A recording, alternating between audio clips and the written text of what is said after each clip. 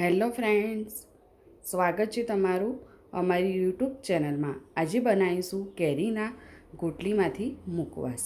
મુખવાસની recipe હું તમારી સાથે શેર કરું છું. ચાલો બનાવીએ કેરીના ગોટલીમાંથી મુખવાસ.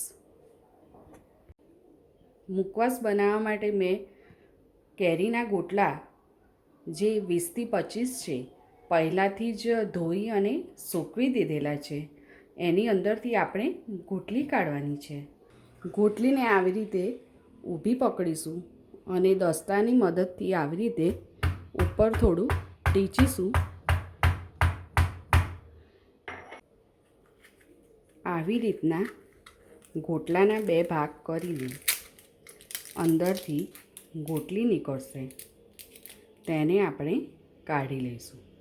આવી રીતના બધા ગોટલામાંથી આપણે આવી ગોટલી પહેલાં બહાર કાઢી લઈશું. બધા ગોટલામાંથી ગોટલી કાઢી લીધી છે. તો ઓછી સામગ્રીમાં અને બજાર જેવો સરસ મજાનો મુખવાસ આપણે રેડી કરીશું. તો તેના માટે આપણે ઉપરનું આ જે છોતરા છે ગોટલીના, એ બધી ગોટલીમાંથી બને એટલા કાઢીશું. જ્યારે બી ગોટલી બફાઈ જશે પછી ઓટોમેટિક એ બહાર નીકળી જશે. કુકર લઈશું, તેમાં બધી ગોટલી મૂકીને બાફવા મૂકીશું.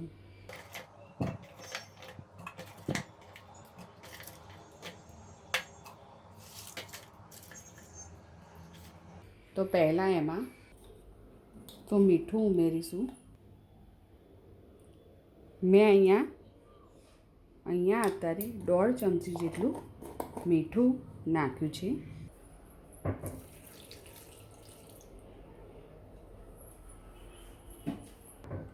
1.5 ગ્લાસ જેટલું પાણી ઉમેર્યું છે.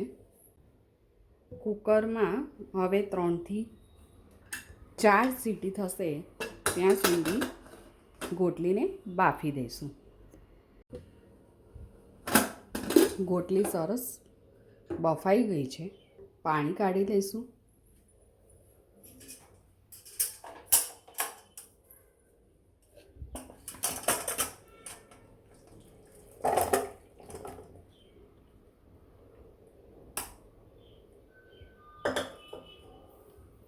ગોટલીને ઠંડી થવા દઈશું. ગોટલી ઠંડી થઈ ગઈ છે. ગોટલીને પાતળી ઊભી સ્લાઇસમાં કટ કરીશું. આવી રીતે બધી ગોટલીની સ્લાઇસ કટ કરી દઈશું.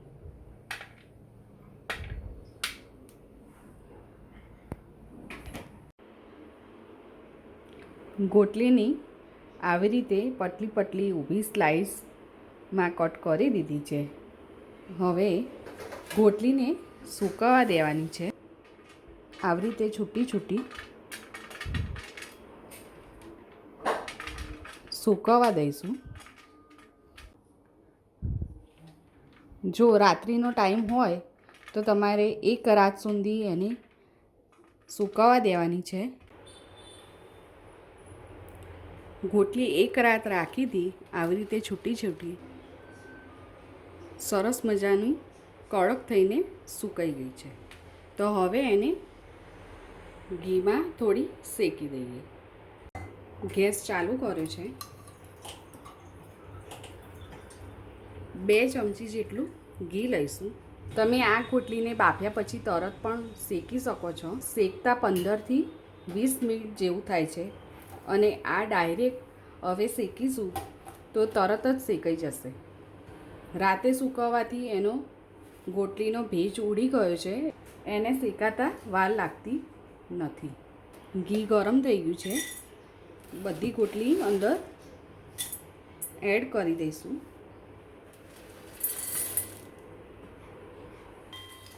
આપણે મીડિયમ આંચે જ આને થોડી રોસ્ટ કરી દઈશું.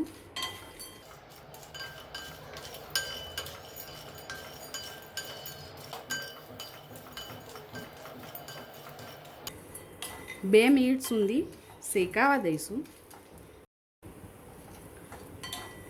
2 મિનિટ થઈ ગઈ છે.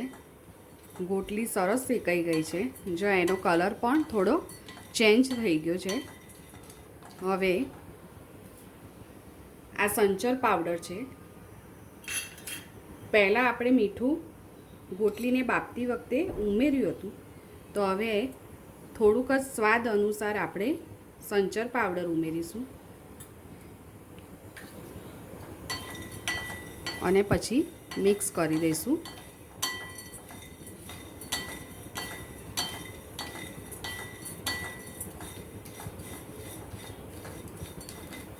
ઘણા લોકો આમાં મરી પાવડર પણ ઉમેરે છે.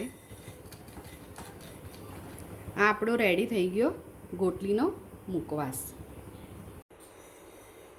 ગોટલીનો મુખવાસ રેડી થઈ ગયો છે. એકદમ સરસ કરકરો એનો અવાજ આવે છે. ગોટલી સરસ શેકાઈ ગઈ છે. ગુણોથી ભરેલું છે આ ગોટલીનો મુખવાસ. તો કેરીના ગોટલીના ફાયદા છે કે B12થી ભરપૂર છે. જો તમારી પાચન શક્તિ નબળી હોય તો એમાં પણ ઉપયોગી છે. અને જમ્યા પછી પણ જો તમે ગોટલીનો મુખવાસ તમારે ખાવામાં આવે તો ખૂબ જ સારી રીતે આપણું જમવાનું પચાઈ શકે છે. જ્યારે પણ તમે તલ અને વરિયાળીનો મુખવાસ બનાવો છો એમાં પણ આ ગોટલીનો મુખવાસ તમે અંદર એડ કરી શકો છો. જો તમે ગોટલા ફેંકી દેતા હોય તો એકવાર જરૂર આ રીતે ગોટલીનો મુખવાસ બનાવજો અને જરૂર મને કોમેન્ટ કરજો. જો તમને અમારો વિડીયો સારો લાગ્યો હોય તો લાઈક કરો અને શેર કરો.